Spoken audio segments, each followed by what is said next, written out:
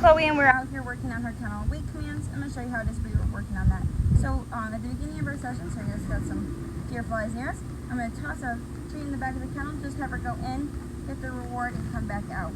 And the reason for this is I want her to always associate the kennel or the crate with a positive place. Toss it in. Good girl, using those positive marker words. And then after we've warmed up a little bit, I'm going to have her go in there one more time. Good girl. Good girl. After that, so after we've warmed up a little bit, which we already have today, toss it in, tell her kennel, good girl, and then close her on in there. I'm going to always wait till she finishes eating that treat and her focus is on me and not chewing. Now that I have her focus, I'm going to tell her, get her attention, wait. Okay. And I'm not going to have her wait very long right now because right now I just want her to understand that when I say wait, you just can't come out until you hear that release word. So this is all introducing what we're going to be strengthening down the road. Toss it in, tell her kennel. Good girl, close her on in there. So not going to let her push on out. I'm just going to gently close her back in there. And the reason for that is if she gets out right now, it's going to be like taking 10 steps back. She's going to think she can get out every time. Wait. Okay. Good girl. Good job. And reward that. I'm going to do it again. Take a treat. Toss in the back of the kennel. Oh, she would look. A little distracted. Good girl. Good kennel. Close her on in. Wait till she finishes eating. Sprinkle in a little bit. Gonna tell her wait. I didn't say the release word, so just saying and closing her back in there. Gonna get her focus again. Chloe, wait. Okay, good girl. This is just starting to introduce that you don't come out until you hear the okay. And if I close you back in there, it's because you're coming out prematurely. The whole point of this command, good kennel, is I want her to go in the kennel, associate it with a positive place, and then come back out of the kennel with good manners and having a good basis of understanding when I say wait, you come out gently, because we also use the wait command when walking through doorways or across the street. So I'm going to get her attention. She's getting some crumbs. Chloe, wait. Wait.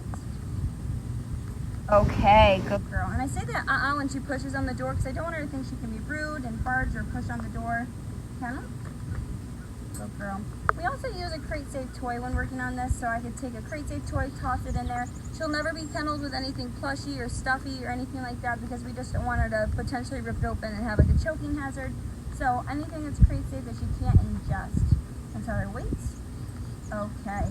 And so that's something else you can utilize when crating her so you don't always have to use treats. Toss it in, tell her kennel.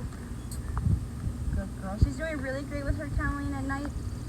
We're working through starting to not have accidents, not as frequently. Of course, they're still happening because she's still just a baby, but we're setting her up for the best success and we're working through all that. She's doing really, really well. Chloe. Wait. Okay. Good girl. Good job. I'm going to tell her sit. Good girl. Just kind of throw some other commands in there. Kennel. Good girl. Wait till she finishes that. Telling her wait. Okay. And as I said before, we use this command not just with the kennel, we also use the wait command when crossing the streets or walking through doorways so she doesn't barge. Same thing, wanting to have good manners. Getting a little sprinkled on here, but she doesn't seem to mind, nor do I. Wait. Okay, so it's going to start to rain a little bit stronger here. Going to end this on a good note as always. I'm going to tell her sit. Good girl. Good job. And then I'm going to give her lots of praise, and we're going to go inside and continue working on this. We're going to end one more sit. Good girl. Good job. So we're going to continue this video on this session inside because obviously it started to rain and it's actually like torrential downpouring. So just going to continue until we ended up getting out there. Don't mind the barking. It's great to work with distractions and with other puppies in this room.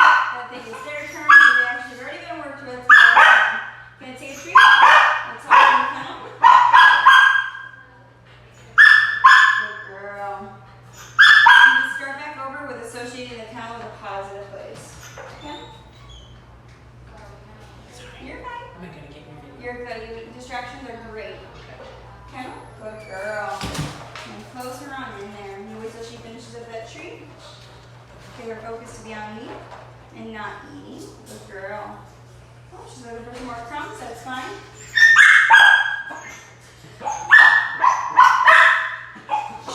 Tell her weight. Okay, good girl. Eventually, the point of the weight also will be that I'll be able to weight, hold this door all the way open, and then make the release for her. Okay. Good girl. Close her on in there. Always waiting for that focus to be on me and not eating that treat. Wait. Okay, good girl. Good job. Yes, good girl. And lots of praise too. We want to keep this positive throughout the entire session. So, tossing it in, put in your kennel. Good girl. Close on in. Wait. Okay, good girl. Now, if Chloe was barking or batting at the door or being kind of a little bit crazy in the kennel, I wouldn't reward that by letting her out. I'm going to wait till she settles. And I want to be able to count to at least 10 in my head before I open the door while she's doing that, whether it's barking or pawing at the door. Because if it's 10 seconds, that's when your window of remembering kind of what's going on is. So, if 10 seconds have passed with quiet, that's when you can reward her by letting her out. But you should never let a puppy out while they're crying, because if you do that, you're going to create a habit. So this is why we tell you when they first come home, if they're crying in the crate throughout the night, to let them cry it out. The worst thing to do is console them or reward that behavior by letting them out, or else the next night or next time you crate her, she's going to build this habit, and it's going to be a lot longer and a lot worse of a crying session. I'm going to tell her to wait. Okay, good girl. Good job. Using those positive words. Yes, good girl. Yes, good girl.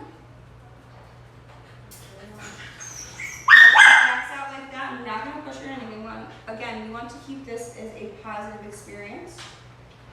And lure her back this way. She wants to check out these other puppies. Just going to bring her back around this way. Take that treat. I want her to focus on me. Toss it in. Tell her kennel. And always ending on a good note. So I noticed that she's getting a little bit full. She's kind of getting sick of the treats, as well as she's getting a little distracted. So always wanting to end on a good note, successful or positive note. So telling her wait. Okay. And then we're going to end on one of her strongest commands, which will be to sit right down. So tell her sit. Yes. Good girl. And I'll do it down. Still on a little bit of a lure face with it down. Good girl. And then we get her to stand. Let's have her sit. Yes. Good girl. And we're going to end on that and with lots of praise. So our lesson for training is a positive one, and then she associates training with fun times and all good things. And this time, or this way, she will want to train and work next time. So this is Chloe's update. Ciao.